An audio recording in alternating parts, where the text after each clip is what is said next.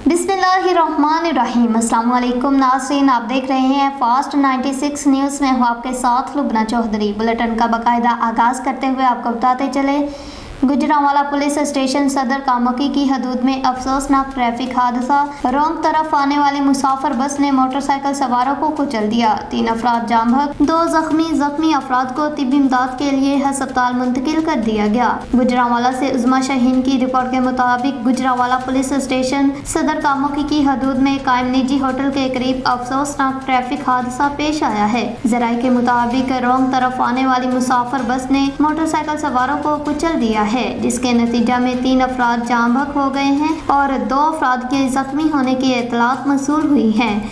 मुसाफिर बस लाहौर की जानब जा रही थी। हादसा पेश आने के बाद रेस्क्यू एहलकार मौका पर पहुंच गए, ताहम रेस्क्यू एहलकार ने जरूरी कार्रवाई करते हुए जख्मी मुसाफिर को तिब्बी इमदाद के लिए गुजरांवाला की तहसील कामोकी के सरकारी अस्पताल में मुंतकिल कर दिया है।